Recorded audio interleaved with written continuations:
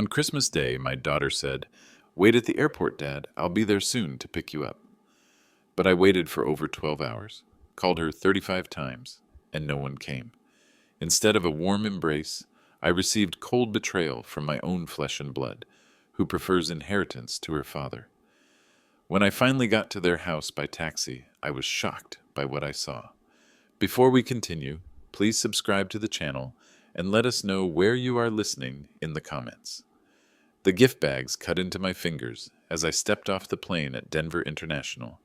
December 25th, 2:47 p.m., Christmas Day. The terminal buzzed with families embracing, children squealing with delight, couples kissing under plastic mistletoe hanging from departure signs. I shifted the weight of my packages, 6 bags total, each one carefully selected over weeks of planning. The jewelry box for Victoria contained her grandmother's emerald necklace, Sarah's favorite piece that I'd saved specifically for this moment. For little Emma, the American Girl doll she'd mentioned during our last video call. The cashmere scarf for Martin came from that boutique Sarah used to love. A family beside me erupted in laughter as a toddler launched himself into his grandfather's arms. The old man spun him around while the parents snapped photos. My chest tightened with anticipation. Soon that would be me with Emma. I pulled out my phone and dialed Victoria's number. "Dad?" Her voice came through flat, distracted. "Victoria, I'm here, sweetheart. Just landed. The flight was smooth and... Oh, right. Dad, we're running a bit late. Wait for us at the exit. We'll be there soon." Something in her tone made me pause. No excitement, no warmth, just obligation. "Is everything all right? You sound... Everything's fine. We're just dealing with some last-minute Christmas chaos. You know how it is." I didn't know how it was. Sarah and I had always been ready early for family arrivals. We'd circle the airport pickup lane 3 times rather than make someone wait. "Should I grab the bags and head to baggage claim, or do you want me to..." "Dad, I really have to go. Just wait at the exit doors. We'll figure it out when we get there." The line went dead. I stared at my phone for a moment. Around me, families continued their joyful reunions. A woman my age hugged her son so tightly I thought she might crack his ribs. He didn't seem to mind. The baggage carousel clanked to life. I collected my suitcase and wheeled everything toward the exit doors. The gift bags swayed against my legs with each step. Outside, snow fell in gentle flakes, coating the pickup lanes in pristine white. I found a spot near the automatic doors where families typically gathered. Other travelers streamed past me toward waiting cars. Engines hummed, doors slammed, tires crunched through slush. I checked my watch. 3:05 p.m. A young father hurried past, carrying a car seat with one hand and pulling a suitcase with the other. His wife followed, chatting excitedly about Christmas dinner plans. Their voices faded as they disappeared into the parking structure. My phone buzzed. A text from Victoria. "Still running late. Be patient. Be patient. Not sorry, or will hurry, or can't wait to see you. Just be patient." I arranged my gift bags around my feet like colorful sentries. The jewelry box sat on top of Victoria's pile.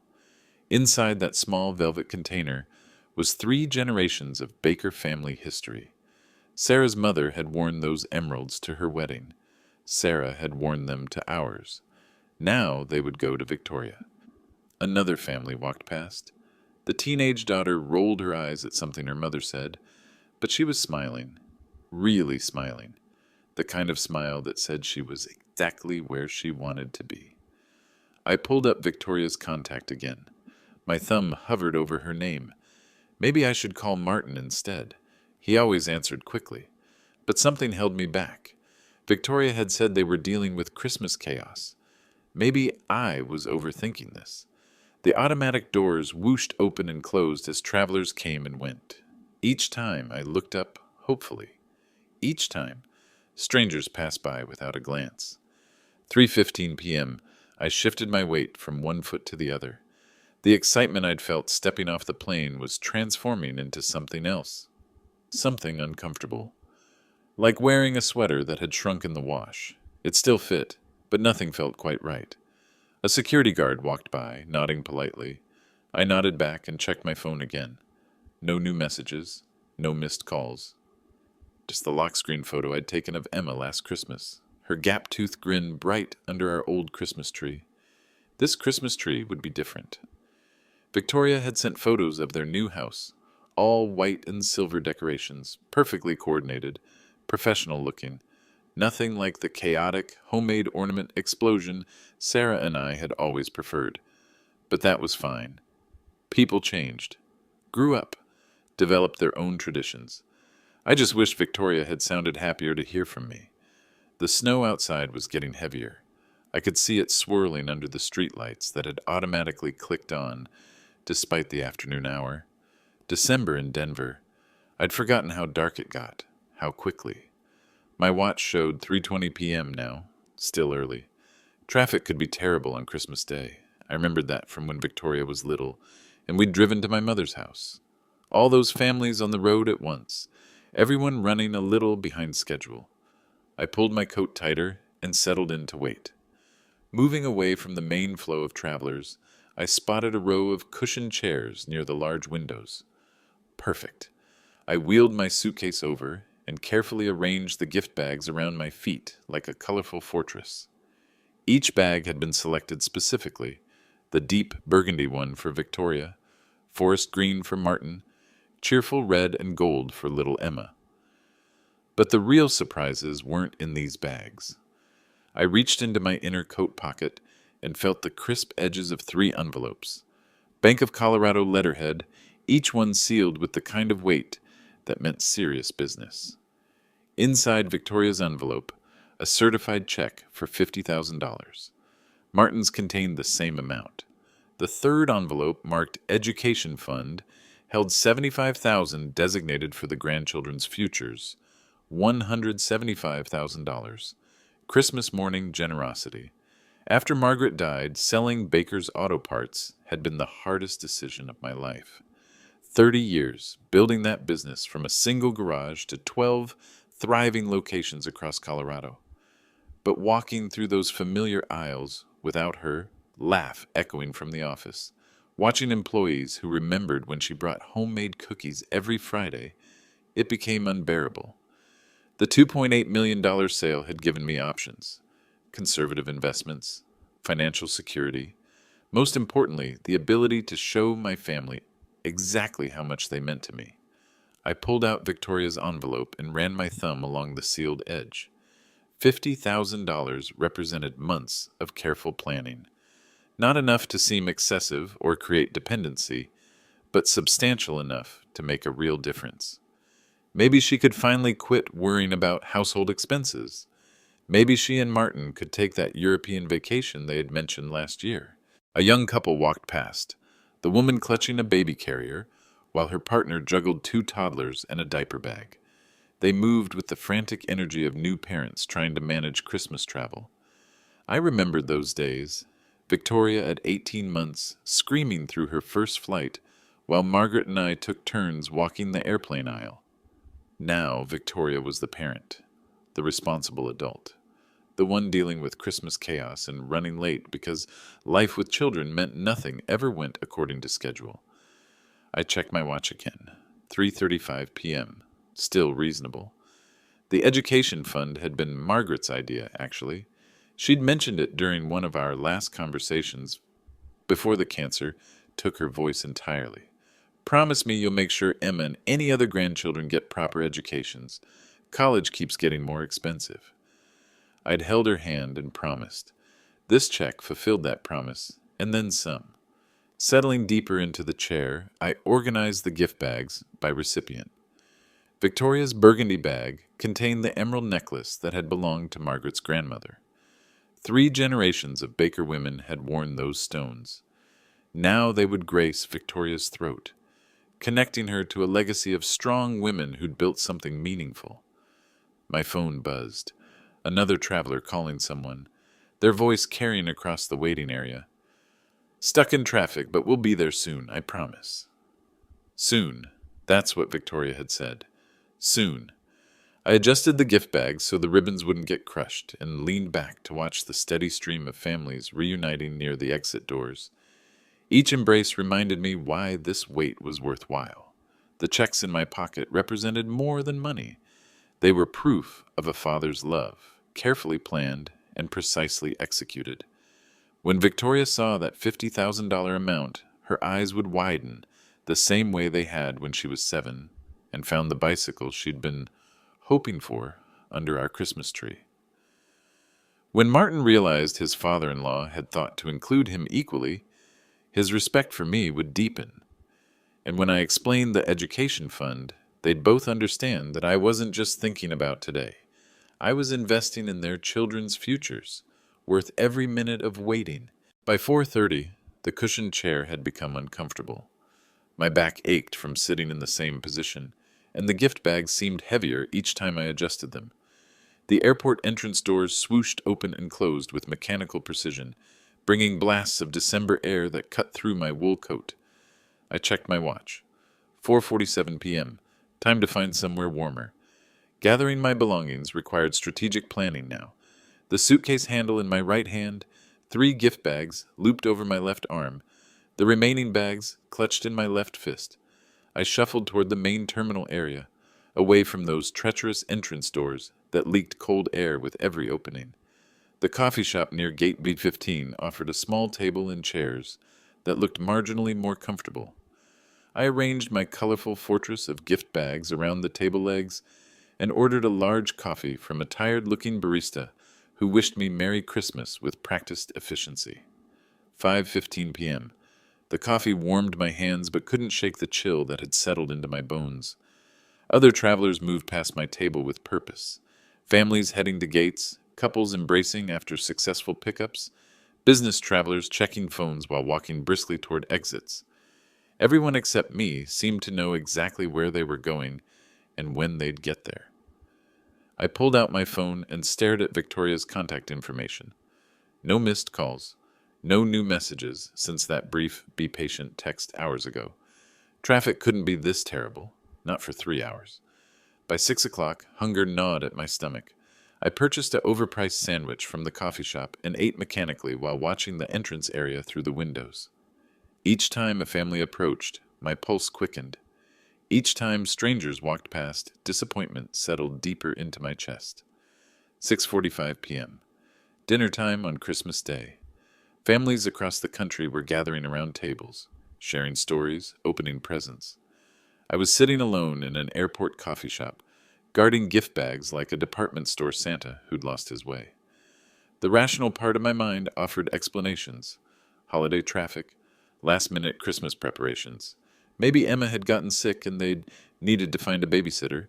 Victoria had always been dramatic about minor inconveniences, but the nagging voice in the back of my head whispered different possibilities. 7:30 p.m. The coffee shop began closing down. Chairs stacked on tables.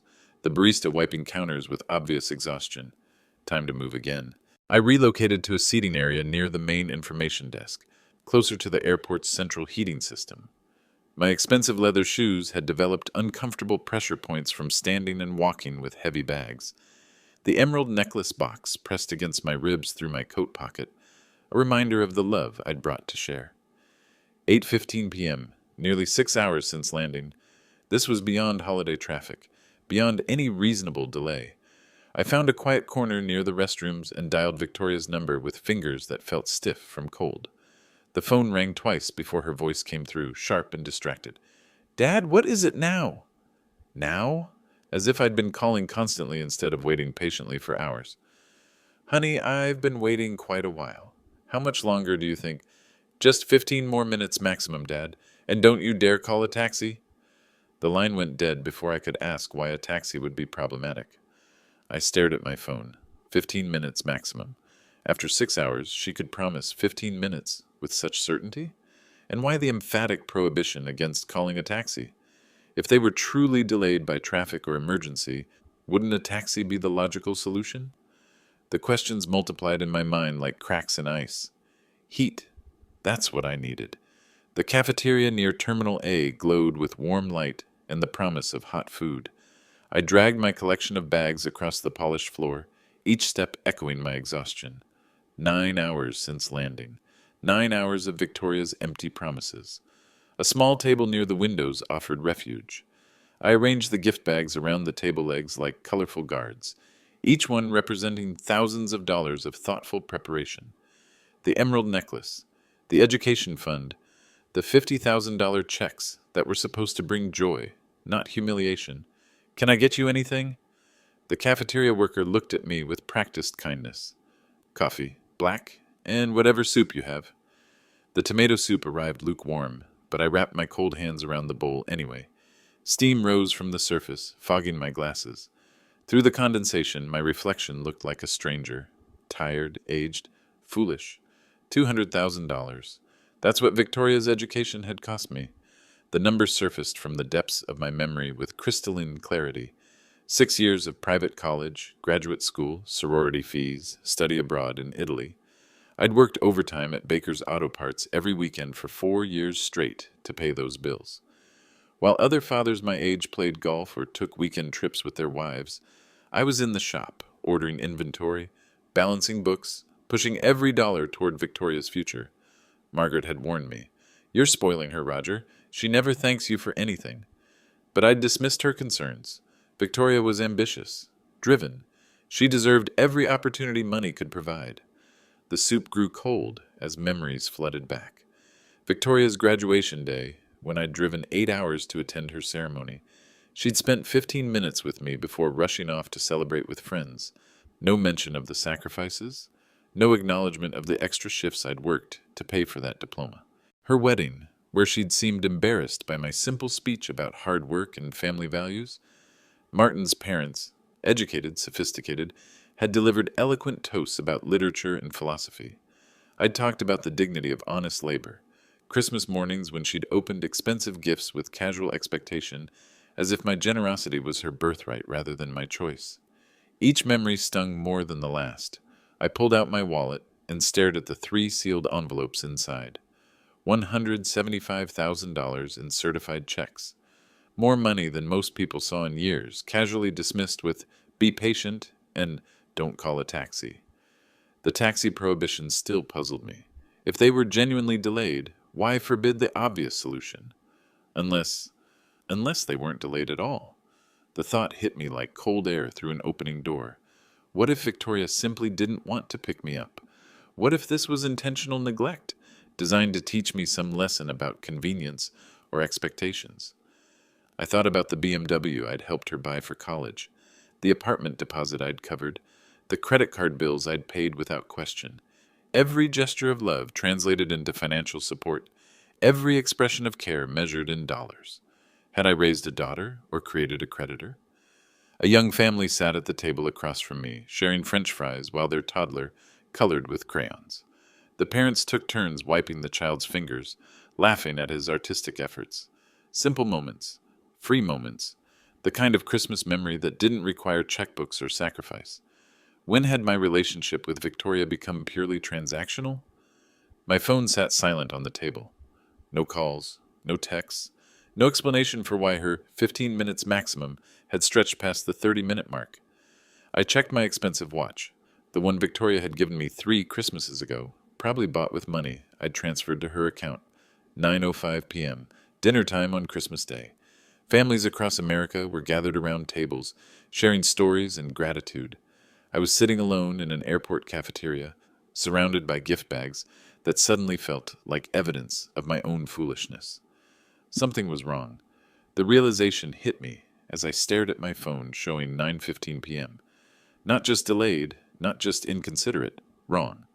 I scrolled through my call log. 31 attempts to Victoria's number, 4 tries to Martin's phone. All unanswered, all ignored. No returned calls, no explanatory texts, just silence stretching across 7 hours of Christmas Day. My hands shook as I dialed Victoria's number again, straight to voicemail. "Victoria, it's Dad. Call 32, please, honey. I'm really worried now. It's past 9 o'clock on Christmas night. Just let me know you're okay." Call 33 to Martin. Voicemail. "Martin, it's Roger. Where is everyone? I've been waiting at the airport for 7 hours. Please call me back." Call 34 to Victoria. Ring, ring, ring. Voicemail. Call 35. My fingers, stiff from cold and exhaustion, fumbled with the numbers. Voicemail again. 35 calls. No accidents made people ignore 35 calls. No traffic delayed families for 7 hours without communication. No reasonable explanation existed for this level of silence, unless they were deliberately avoiding me. The thought struck like ice water in my veins. I pushed it away immediately. No. Victoria might be selfish and ungrateful, but she wouldn't be cruel. Not this cruel. But what if something had happened? What if they were in a hospital, somewhere, injured, unable to call? What if Emma was sick and they were too focused on caring for her to answer phones? I gathered my gift bags with trembling hands. Time for action. Time to find out what was happening. The main exit area buzzed with late-night activity. Travelers arriving from delayed flights, families completing Christmas reunions, taxi drivers holding signs, waiting for their fares. I found the ride pickup zone and pulled out my phone again. Denver Cab Company, the dispatcher answered with practiced efficiency. I need a taxi to Cherry Hills Village from Denver International Airport. My voice sounded steadier than I felt. Which terminal? Main terminal. Door 507 East.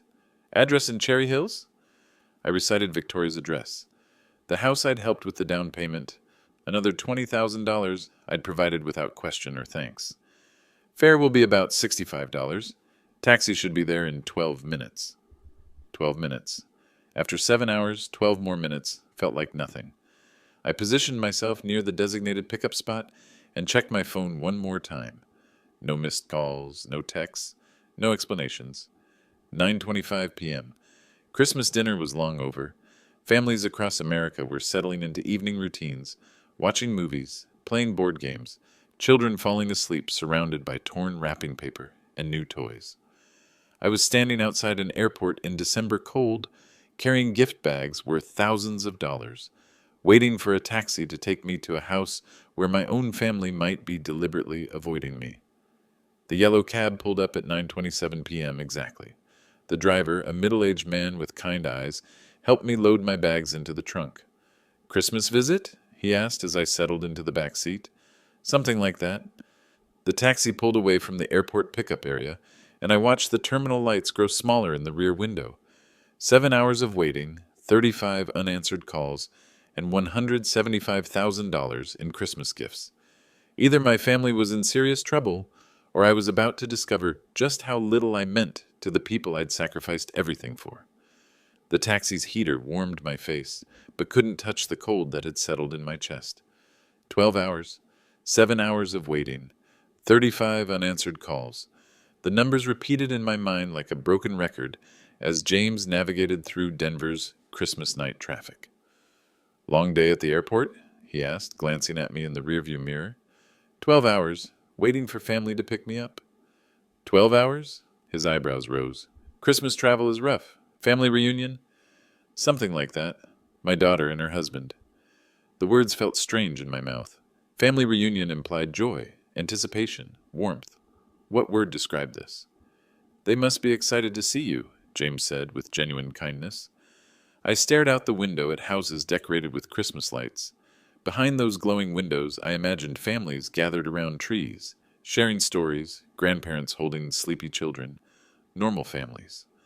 "I hope so," I finally answered, though hope felt increasingly fragile. The gift bags slid slightly as James took a turn. I steadied them automatically, my hands brushing against the expensive wrapping paper. Each bag represented hours of careful selection, thousands of dollars of thoughtful generosity. The emerald necklace alone was worth more than most people's monthly salary. When had Victoria last bought me a gift that wasn't perfunctory? When had she last called just to talk, without needing money or favors? Christmas 2 years ago surfaced in my memory with uncomfortable clarity. I'd driven 4 hours to spend the holiday with Victoria's family. She'd been distracted throughout dinner, constantly checking her phone, responding to texts, while I talked about the business I was considering selling. When I'd given her the expensive pearl earrings, Margaret's suggestion from a year before she died, Victoria had thanked me politely and immediately returned to her phone. I'd made excuses then. New mother, busy with Emma, overwhelmed by holiday hosting, but now, staring at these gift bags in James's taxi, I remembered the sting of feeling invisible in my own daughter's house. "You from Denver originally?" James asked, breaking my uncomfortable reverie. "Built a business here, auto parts, 30 years. "That's impressive. Family business?" "Was supposed to be." The admission slipped out before I could stop it. Daughter went to college instead. Graduate school. Better opportunities than working with old dad. James nodded thoughtfully. Education's important, but family business, that's special too. My son works with me part-time, helps with dispatch. The casual way he mentioned his son, present tense, active involvement, highlighted everything missing from my relationship with Victoria. When was the last time she'd shown interest in Baker's auto parts? Even when I was considering the sale, her questions focused on the money, not the legacy I was ending. 10:15 p.m. We passed through a neighborhood where every house blazed with lights. A family walked along the sidewalk, parents holding a small child's hands between them, their laughter carrying through the taxi's windows. Beautiful night for Christmas, James observed. Beautiful for some. For others, it was turning into the loneliest night of the year. My phone remained silent on my lap. No missed calls. No apologetic texts. No explanation for 7 hours of deliberate silence. Because that's what it was now, wasn't it? Deliberate. 35 calls don't get ignored by accident. Emergency rooms have phones. If they were dealing with a crisis, someone would have answered. Someone would have called back. Someone would have cared enough to ease a father's worry. The uncomfortable truth settled over me like a weight. Victoria was ignoring me on Christmas Day, after I'd flown across the country with gifts worth more than many people's annual income. Almost there, James announced as we turned onto Victoria Street. What's the house number? I gave him the address. The house I'd helped buy, in the neighborhood I'd made possible, for the daughter who couldn't be bothered to return her father's calls. James pulled into the driveway behind a silver Mercedes and a blue BMW. 2 cars, both with Colorado plates, both clearly functional. Looks like you've got a full house, James observed cheerfully. Through the taxi window, I stared at Victoria's living room. Golden light spilled across perfectly manicured snow. Inside, I could see figures moving around a dinner table. Laughter, wine glasses, the unmistakable warmth of a family Christmas celebration, without me. Sir, that'll be $68.50? I handed James $75 with trembling fingers. Keep the change. You sure you're okay? You look... I'm fine. The lie came automatically. James helped me unload my bags from the trunk, 6 gift bags and a suitcase, all evidence of a father's careful preparation for a reunion that was never intended to happen. As his taxi pulled away, I stood alone on the sidewalk, cold air cutting through my coat. 35 unanswered calls, 13 hours of waiting, and here they were, celebrating Christmas exactly as they'd planned to all along. I approached the living room window carefully. Roy sat at the head of the table, gesturing animatedly while telling some story. Lindsay laughed, refilling wine glasses. Martin nodded and smiled. Victoria, my daughter, the recipient of $200,000 in educational investment, looked completely relaxed, completely content. None of them looked worried. None of them looked like people expecting a missing family member. My legs felt weak. I set down the heaviest gift bag and steadied myself against the porch railing, the emerald necklace box pressed against my ribs, a sharp reminder of misplaced love. The front door had a cheerful wreath. Victoria had always loved Christmas decorations. I'd bought her first Christmas tree when she was 7, helped her string lights every year until she moved out for college. Now she had a beautiful home, professional decorations, and a family celebration designed specifically to exclude her father. I rang the doorbell. Footsteps approached. The door opened, and Victoria's face appeared in the gap, flushed from wine, relaxed from dinner, completely unprepared for what she saw. Her expression shifted through a series of emotions in seconds. Surprise, confusion, then something close to panic. "Dad!" Her voice pitched too high. "You're here! I'm so sorry. We had a flat tire on the way to get you." I stepped forward with my bags. Victoria had no choice but to move aside. "Flat tire?" I gestured toward the driveway. "I see 2 cars out there. I completely forgot to call you back. My phone died, and then Martin's car broke down." The words tumbled out rapidly, each excuse contradicting the last. I entered the warm house, my bags heavy in my hands. The dining room was visible from the entryway. Empty plates, wine glasses, the ruins of a Christmas feast. The table was set for exactly the number of people currently present. No empty chair, no place setting waiting for me. "Roger!" Roy stood up from the table, genuine surprise and warmth in his voice. We had no idea you were still at the airport. Lindsay rose too, her face showing real concern. You poor thing, you must be exhausted. 35 calls, Victoria. I set down my bags carefully, precisely. 35. The room fell silent. Martin shifted uncomfortably in his chair, unable to meet my eyes. We were just about to leave to pick you up, Victoria continued desperately. Weren't we, Martin? Martin mumbled something about technical problems, but his face told the truth. He looked like a man caught in his wife's web of lies. I see you managed to have Christmas dinner without me, I said quietly. Roy looked confused. Victoria said you weren't arriving until tomorrow morning, that your flight was delayed. Silence stretched across the dining room like a taut wire. Victoria's face drained of color. Martin suddenly found his wineglass fascinating. Tomorrow morning? I repeated slowly.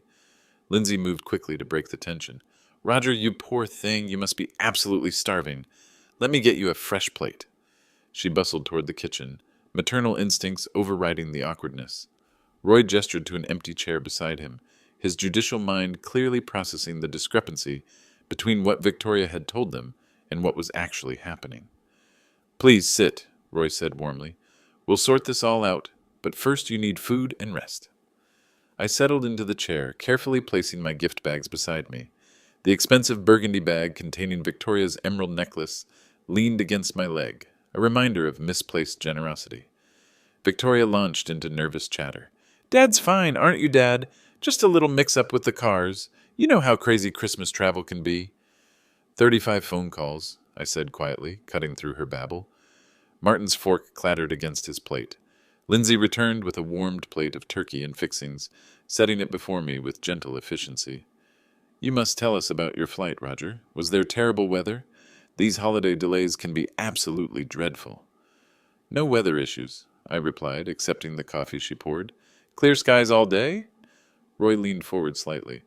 So your flight was on time? 2:47 this afternoon. I took a careful bite of turkey, though my appetite had vanished hours ago. Landed exactly when scheduled. The mathematics of deception hung in the air. If my flight had landed at 2:47 p.m. and it was now past 11 p.m., that meant 8 hours, Roy said, his voice taking on the tone of a man accustomed to examining facts. You've been here for 8 hours? Victoria jumped in frantically. No, he just got here.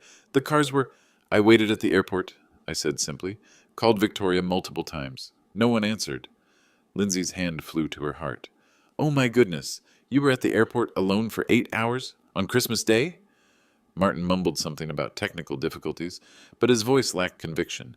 He couldn't meet anyone's eyes, especially not his father's.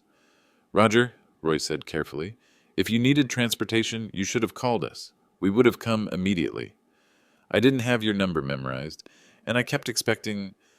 I glanced at Victoria, who was gripping her wineglass so tightly her knuckles showed white. I kept expecting someone to answer when I called. Lindsay reached over and patted my hand. You poor dear. 8 hours, and we had no idea. We thought you weren't coming until tomorrow morning. That's what Victoria told you, I confirmed. The room fell silent again. Victoria's nervous laughter filled the void like fingernails on a chalkboard. Well, he's here now, she said brightly. That's what matters. Right, Martin? Martin nodded without enthusiasm, still avoiding eye contact with everyone at the table. Roy's expression had shifted. As a retired federal judge, he'd spent decades listening to testimony, weighing evidence, detecting inconsistencies. His daughter-in-law had told him Roger wasn't arriving until tomorrow. Yet here Roger was, having waited 8 hours for pickup that never came. Victoria, Roy said slowly, perhaps you could explain the confusion about Roger's arrival time. I must have misunderstood. Victoria's voice pitched higher. You know how it is with travel plans. Things change. But Roy wasn't a man easily satisfied by vague explanations. His eyes moved from Victoria to Martin to me, piecing together a picture that clearly disturbed him. I continued eating mechanically, each bite tasteless. The gift bags sat beside my chair like accusers, filled with expressions of love for people who had deliberately abandoned me. Excuse me, I said quietly, setting down my fork. I need to use the restroom. Lindsay immediately showed concern. Of course, dear. Down the hall. First door on the right. I walked slowly down the dimly lit corridor, my footsteps muffled by the thick carpet I'd helped Victoria afford. The bathroom door stood slightly ajar, but voices from the kitchen stopped me cold. Victoria and Martin, speaking in hushed tones, thinking they were alone. I really wish he hadn't shown up tonight, Martin said, his voice carrying the exasperation he'd hidden all evening. My hand froze on the bathroom door handle. He always embarrasses us in front of your parents, Victoria replied, her tone casual, dismissive. Those silly stories about building his business from nothing, like he's some kind of mogul. The words hit like physical blows. Silly stories? I'd built Baker's Auto Parts from a $5,000 loan into a multi-million-dollar empire. Your dad just doesn't understand how to behave around people like my parents, Martin continued. The way he talks, his mannerisms, it's awkward. People like Roy and Lindsay, people who had always treated me with respect and warmth. I was hoping if we ignored him long enough today, he'd just go back home, Victoria said, and I heard the clink of dishes being loaded into a dishwasher. Maybe get the hint that we don't really want AITA here. 13 hours. 13 hours of deliberate cruelty designed to make me leave. My legs felt weak. I gripped the door frame for support, forcing myself to keep listening. The way he talks about his little auto parts stores like he built Microsoft or something, Victoria laughed softly. It's just embarrassing. Little auto parts stores, 12 locations, 30 years of 16-hour days, missed vacations, sacrificed comfort, all so she could have every opportunity I'd never had. Maybe next Christmas we just don't invite him at all, Martin suggested. Tell him we're going out of town or something. Perfect, Victoria agreed readily. Your parents are so sophisticated, so educated. Dad means well, but he's just not their type. All that working-class charm might have been fine when I was younger, but now, not their type. Roy, who'd spent 30 minutes at last year's Christmas asking thoughtful questions about auto parts distribution. Lindsay, who'd listened with genuine interest to my stories about customer service philosophy. My breathing became shallow, sharp. Each word carved deeper into what remained of my paternal pride. At least the money situation will be settled soon, Victoria said, her voice taking on a more practical tone. Once well, the inheritance. Then we won't have to pretend to care about these awkward family gatherings. The inheritance. They were waiting for me to die. I stood in that hallway, surrounded by the warmth of a house I'd helped purchase, listening to my daughter discuss my death like a business transaction. The emerald necklace in my coat pocket, 3 generations of family history, suddenly felt like a joke. An expensive joke on a foolish old man. Something inside me crystallized, hardened. The hurt father began transforming into something else entirely. I reached into my coat and felt the sealed envelopes containing $175,000. Money I'd planned to give freely, joyfully, out of love. Now it would serve a different purpose. I straightened my shoulders and touched my wallet, feeling the outline of the checks inside. Victoria wanted my money. She could have it, but she was going to earn every devastating penny. My footsteps echoed deliberately as I walked back toward the kitchen. Victoria and Martin were still there, loading the dishwasher, their voices now lowered to normal conversation. They looked up when I entered. Victoria's face showed casual inquiry, the expression of someone expecting her father to return from the bathroom, not someone about to face devastating consequences. I heard every single word you just said. The dish in Victoria's hand slipped.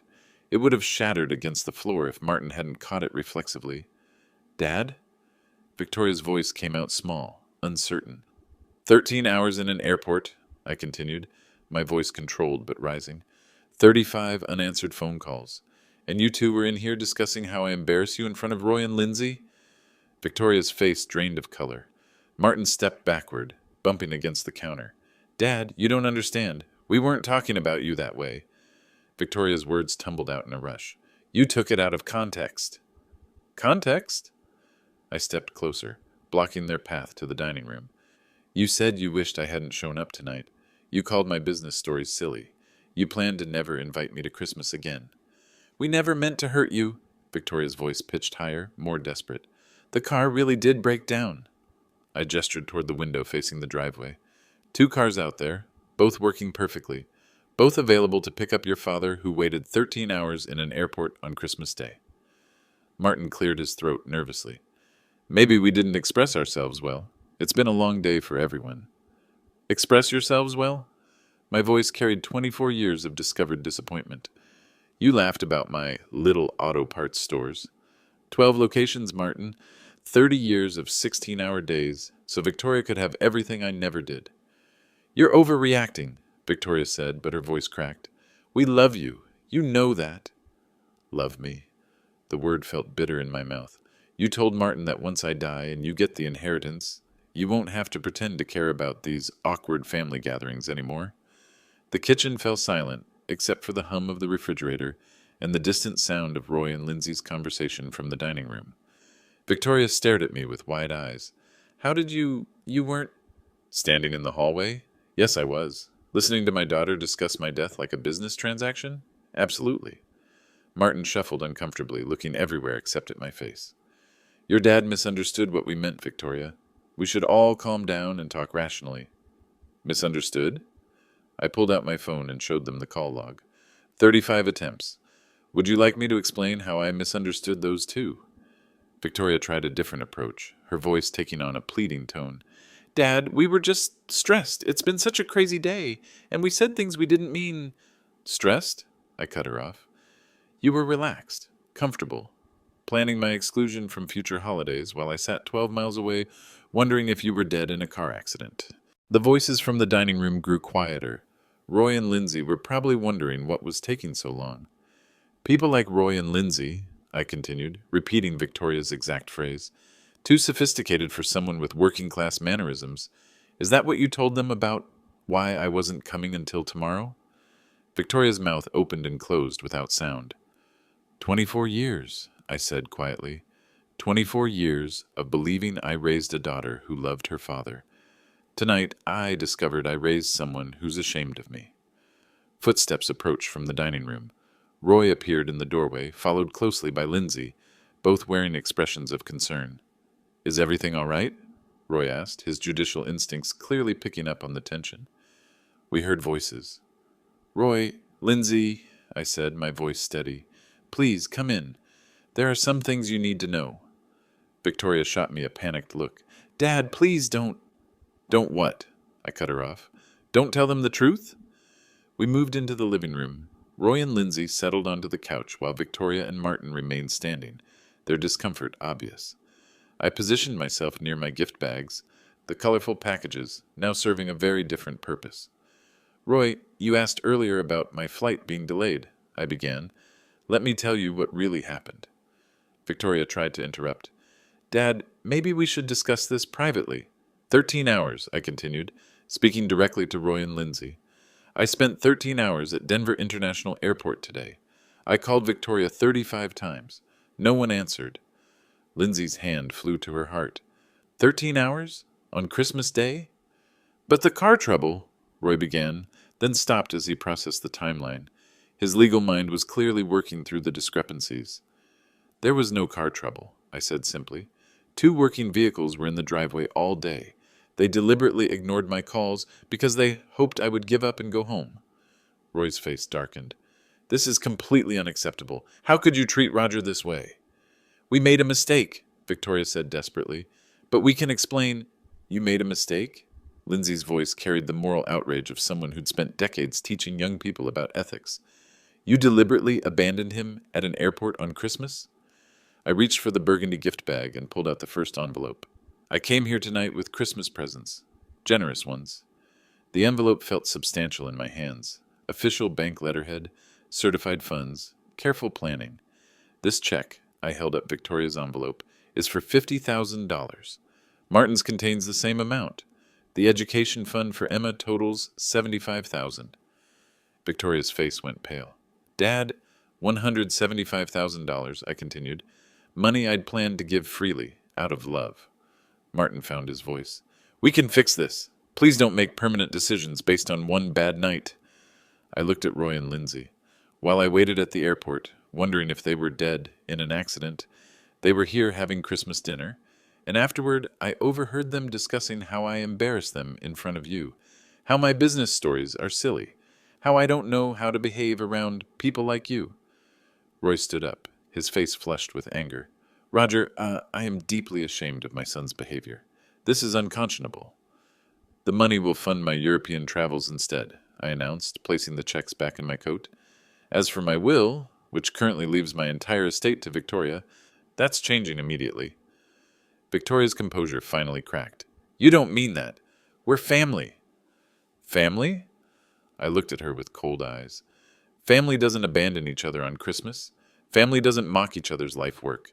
Family doesn't plan to exclude each other from future holidays. Lindsay reached over and touched my arm gently. Roger, we had no idea what you'd endured. This is heartbreaking. Nearly $3 million, I said, watching Victoria's face. That's what this night cost you. The immediate gifts, plus your inheritance, gone. The room fell silent, except for the ticking of Victoria's expensive clock. Purchased, no doubt, with money I'd provided over the years. The Ritz-Carlton. Denver gleamed under downtown streetlights as my taxi pulled up to the entrance. 1:30 in the morning, but I felt more awake than I had in years. The doorman helped me with my luggage. A single suitcase now, no gift bags weighing down my arms or my conscience. Crystal chandeliers cast warm light across marble floors as I approached the reception desk. Behind the polished counter, a young woman with kind eyes looked up from her computer. Welcome to the Ritz-Carlton, Denver. How may I assist you tonight? I need accommodations for an extended stay, I said, my voice carrying new confidence. At least a month, possibly longer. Certainly, sir, we have excellent long-term rates available. Her fingers moved efficiently across the keyboard. Business or leisure? Pure leisure. The words felt foreign, but wonderful. I'm starting an entirely new chapter in my life. She smiled genuinely. How exciting. Any specific amenities you'd like to ensure are included? I thought about Victoria's house, the house I'd helped buy, where I'd been treated like an inconvenience. The finest accommodations you have. Money is no object. 20 minutes later, I stood in a corner suite overlooking the city. Floor-to-ceiling windows revealed Denver's lights stretching toward the mountains. I set my suitcase on the king-size bed and walked to the window, pressing my palm against the cool glass. For the first time in years, I was spending money on myself. The leather chair at the mahogany desk felt luxurious as I settled in with the hotel's complimentary laptop. European travel websites filled the screen. Italy's Tuscany region, France's Loire Valley, Spain's coastal cities. $125,000 would fund months of first-class accommodations, Michelin-starred restaurants, private tours of art galleries I dreamed of visiting. I pulled out my wallet and looked at the space where Victoria's and Martin's checks had been. Empty now, but not with loss, with possibility. Those envelopes were safely in my coat pocket, along with Emma's education fund. Money that would create memories for me instead of financing ingratitude. My phone buzzed with a text message. Victoria, Dad, please call. We can work this out. I deleted it without responding. The hotel telephone sat beside a leather portfolio. I lifted the receiver and dialed the concierge. Good evening, Mr. Baker. How may we enhance your stay? I'd like to speak with someone about European travel packages tomorrow, the most comprehensive options available. Absolutely. I'll arrange for our premier travel consultant to meet with you at your convenience. Any particular regions of interest? All of them, I said, surprising myself with the freedom in that statement. I have the time and resources to see whatever interests me. After hanging up, I walked to the bathroom. Marble counters, heated floors, a soaking tub that could fit 2 people comfortably. The face in the mirror looked different than it had this morning. Tired, yes, but not defeated. The eyes held something new, satisfaction. I returned to the desk and opened the portfolio, finding elegant hotel stationery. With the hotel's gold pen, I began making notes. Spring in Italy, summer on the French Riviera, fall in Spain, winter wherever warmth called to me. No schedules dictated by ungrateful children. No Christmas visits to people who mocked my life's work. No more sacrificing my happiness for those who saw my generosity as weakness. The clock on the bedside table showed 1:55 a.m. In 6 hours, the travel consultant would help me plan adventures I'd postponed for decades. In a week, I could be boarding a flight to Rome. In a month, I could be sipping wine in a Tuscan vineyard, telling stories to people who might actually appreciate them. I leaned back in the chair and looked out at the city lights, feeling truly free for the first time in years. If you liked this story, please like this video, subscribe to the channel, and share your impressions of this story in the comments. To listen to the next story, click on the box on the left. Thank you for watching.